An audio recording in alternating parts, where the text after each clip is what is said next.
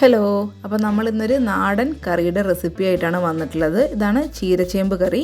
അപ്പോൾ അതിനായിട്ട് ചീരച്ചേമ്പ് എടുത്തിട്ടുണ്ട്, തണ്ടും എടുത്തിട്ടുണ്ട്, ഇലയും എടുത്തിട്ടുണ്ട്. കഴുകി വൃത്തിയാക്കി ചെറുതായി അരിഞ്ഞു വെച്ചതാണ്. അരപ്പിനായിട്ട് അരമുറി തേങ്ങയും 5-6 വെളുത്തുള്ളിയും ജീരകവും എടുത്തിട്ടുണ്ട്. ചെറിയുള്ളി ചെറുതായിട്ട് അരിഞ്ഞു വെച്ചത് എടുത്തിട്ടുണ്ട്, ഒരു 6 എണ്ണം.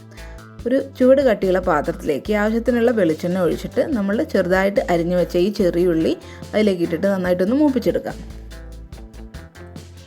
അതിനുശേഷം ഒരു ടീസ്പൂൺ മുളക് പൊടി ആഡ് ചെയ്യാം. എന്നിട്ട് അതിൻ്റെ പച്ചമണം മാറുന്നവരെ ഒന്ന് വഴറ്റി കൊടുക്കാം.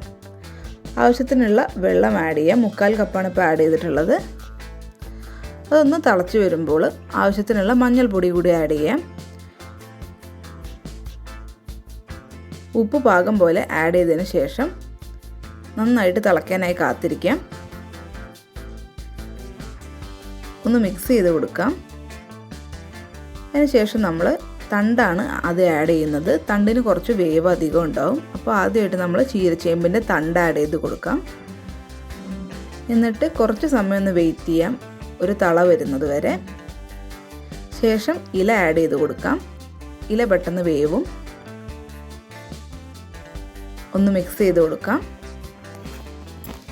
അടിപൊളിയായിട്ടുള്ളൊരു നാടൻ കറിയാണിത്. ചോറ് കഴിക്കാൻ വേറെ ഒന്നും വേണ്ട ഇതുണ്ടെങ്കിൽ. അപ്പോൾ എല്ലാവരും ഇതൊന്ന് ട്രൈ ചെയ്ത് നോക്കണം. ഒരു 10 മിനിറ്റ് കൊണ്ട് എല്ലാം നന്നായിട്ട് വെന്ത് കിട്ടിയിട്ടുണ്ട്. ഇനി ഒന്ന് മിക്സ് ചെയ്ത് നോക്കാം. അപ്പോൾ വേവൊക്കെ ഏകദേശം പാകമായിട്ടുണ്ട്. ഇനി നമുക്ക് ആ അരപ്പ് നന്നായിട്ടൊന്ന് അരച്ച് വെച്ചതുകൂടെ ആഡ് ചെയ്യാം. അരപ്പിനായിട്ട് തേങ്ങ, വെളുത്തുള്ളി, ജീരകം എന്നിവയാണ് എടുത്തിട്ടുണ്ടായിരുന്നത്. നന്നായിട്ട് മിക്സിയുടെ ചെറിയ ജാറിലിട്ട് ഫൈൻ പേസ്റ്റായി അരച്ചെടുത്തതാണ് ആഡ് ചെയ്തത്. അതിലേക്ക് ആവശ്യത്തിനുള്ള വെള്ളം കൂടി ചേർത്തിട്ട് നന്നായിട്ടൊന്ന് മിക്സ് ചെയ്ത് കൊടുക്കാം. ഇനി നമുക്ക് ഒരു തള വരാനായിട്ടൊന്ന് വെയിറ്റ് ചെയ്യാം.